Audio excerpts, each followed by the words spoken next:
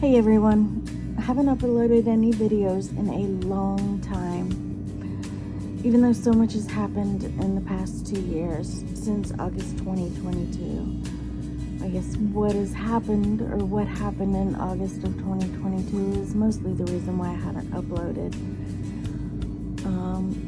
It was devastating to lose one of our closest, dearest friends when Ned was killed. And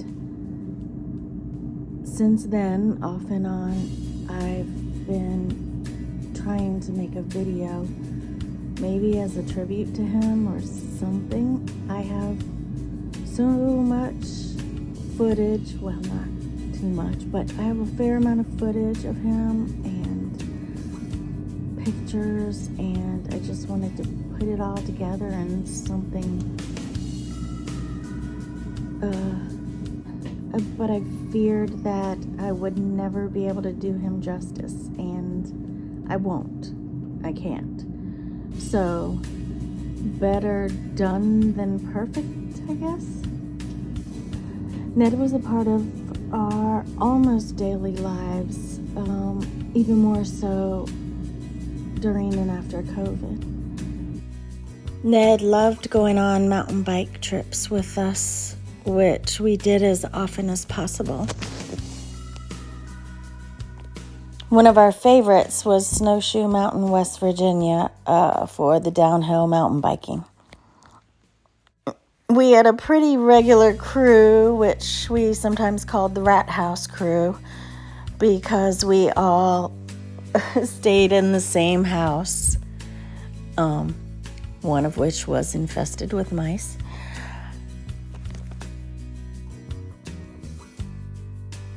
And during our snowshoe trips, Ned and our crew would bike all day. Sadly, I don't have much video of the actual biking because I don't wear a GoPro, but our Rat House crew does have video, so I'll have to collect and compile that for another video one day. But anyways, after the biking, we'd enjoy a group meal and then go to the sunset spot to enjoy the beautiful snowshoe sunset. Then go back to the house, where one of Ned's favorite activities was karaoke.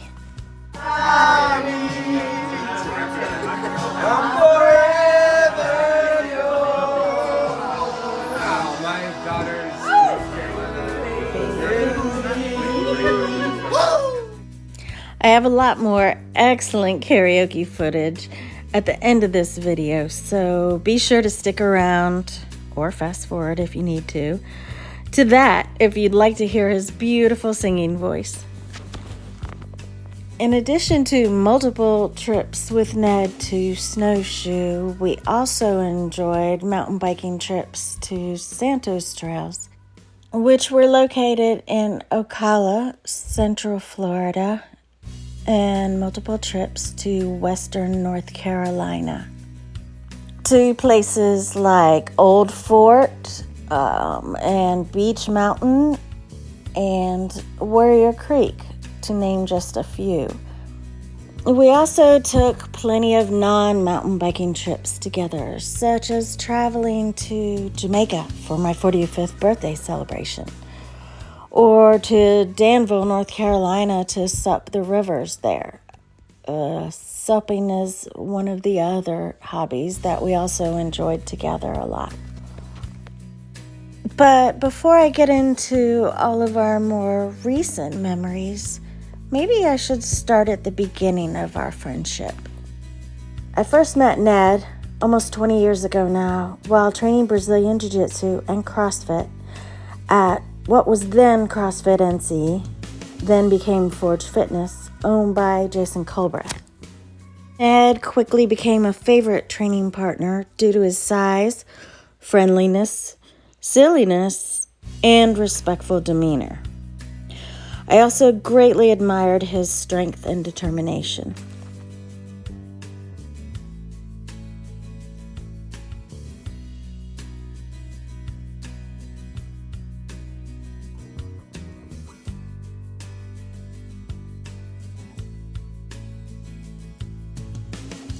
He, Conrad, Birgit, and I often hung out outside of the gym, which eventually led to Conrad and I introducing him to mountain biking.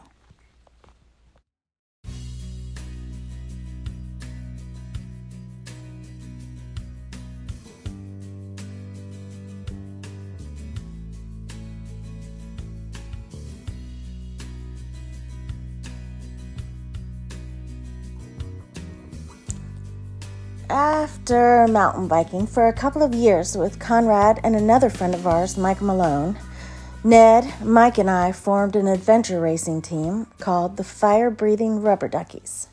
I always knew Ned was physically strong and tough, but it wasn't until our racing years that I realized how mentally tough he was. The race would consist of a 3 to 5 mile paddle, 15 to 20 miles of mountain biking on single track, and a 5 to 10 mile trail run, including orienteering and other activities. We'd leave Raleigh at 7 a.m. in the morning to get to the race in Greensboro and set up all of our stuff before a race start.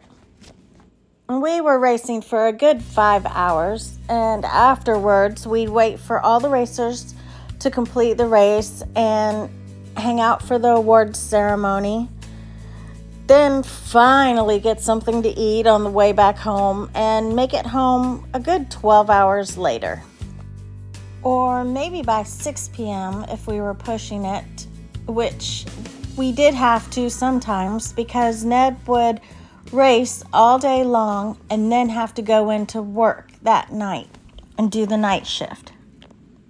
See, we'd register for the race months and months in advance, well before his schedule came out, and sometimes it just worked out that he would have to work after the race day. He was mentally tough and disciplined, and that's just one example of how he would always follow through with his commitments. During those racing days, I met Dave, my now husband, who also mountain biked. And shortly afterwards, he met Ned and the gang, and we all got along well. Eventually, Birgit moved away, then Mike moved away, and Conrad, who was already married at this point, started getting really busy with his growing family, which led to Ned, Dave, and I spending the most time together, mountain biking whenever every chance we could, and Dave and Ned forming a very close friendship. One of my favorite pictures of Dave and Ned is this one, in which Ned is helping Dave hold up his bike for a sunset picture when Dave broke his collarbone. Just another example of Ned helping out a friend. These and the following random and completely out of order pictures show Ned having fun and enjoying life and show some great memories, but don't tell so many of the things that I want people to know about Ned. What I don't have pictures of were things that were also a huge part of his life, his family and his service to the community.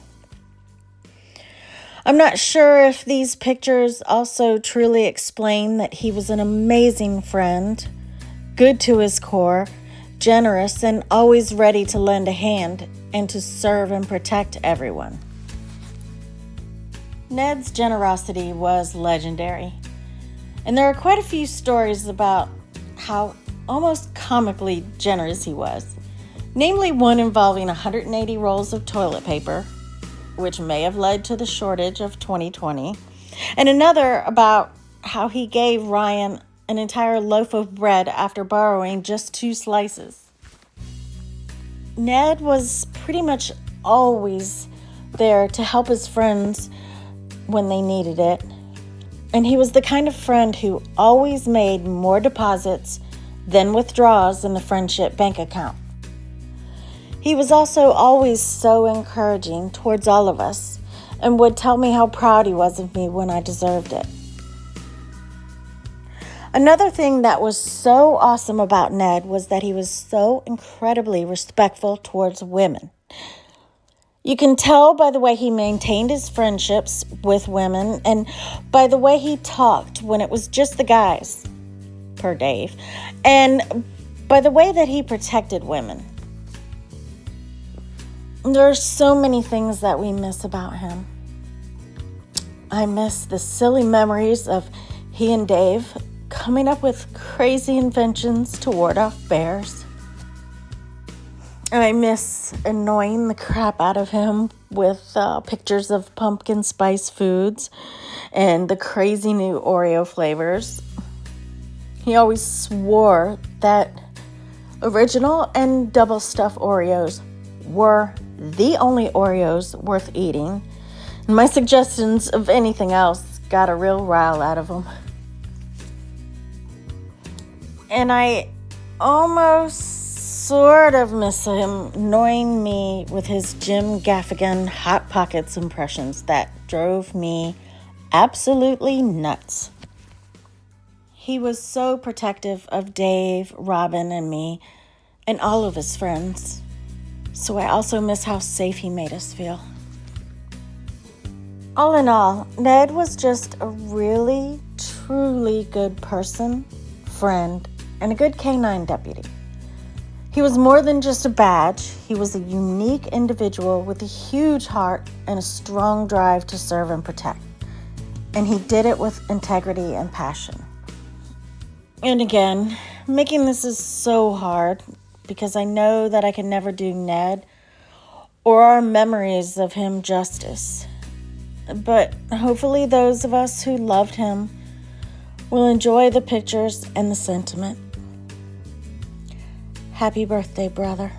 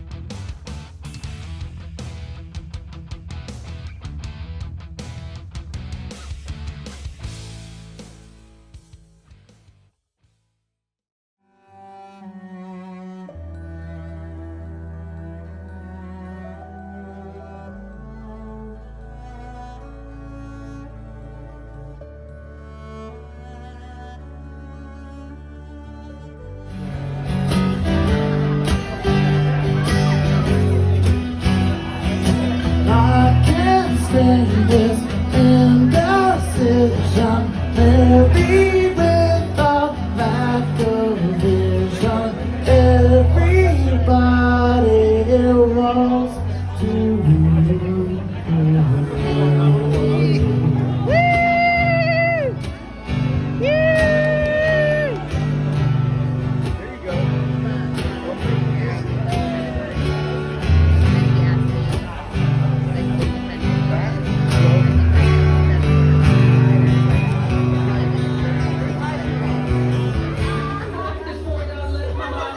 Taking to him, my friend did a race over there, and she said I could get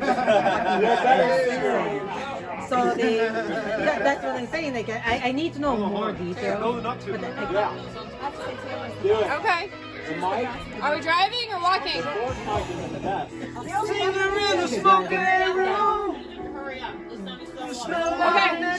Anyway, so like it's fine. Like locally whatever you order, like me too. I mean, I want to do it, but who wants to pay for the extra, right? That's what I'm saying. Like, I mean, I don't want to pay for extra, but like, I mean, it depends. I'd rather blow money on that than like stupid shit. But I'm losing my bike to Ow! Ow! You alright? Oh no, let me tell you what. It wasn't the water that stopped me.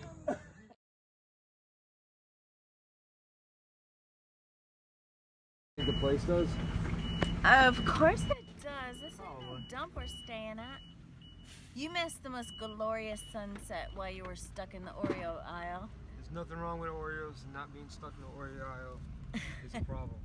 It's not a problem. Not being stuck in the Oreo aisle is a problem. Not being stuck in the Oreo aisle is a problem. Being stuck in the Oreo aisle is a problem. That's a tongue twister, isn't it? A little bit. So what flavors did you get? Pepperoni and mozzarella. Hot Pocket. I knew they had some crazy flavors. That's what I forgot. We gotta go back. No. Dave, get Hot Pockets. Hot Pocket. Are we driving or walking? Okay.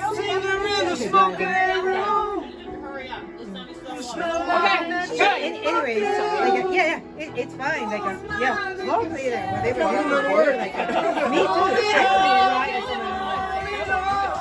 I mean, I want to do it, but who wants to pay for the extra, right? That's what I'm saying. Like, I mean, I don't want to pay for extra, but like, I mean, it depends. I'd rather blow money on that than like stupid shit. But I'm losing my bike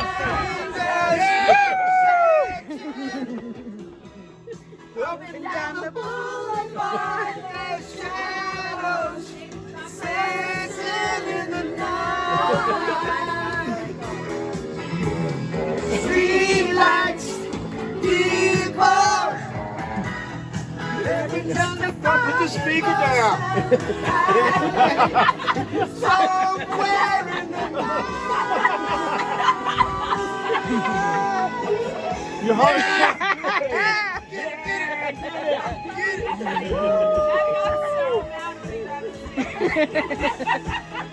Meat straws.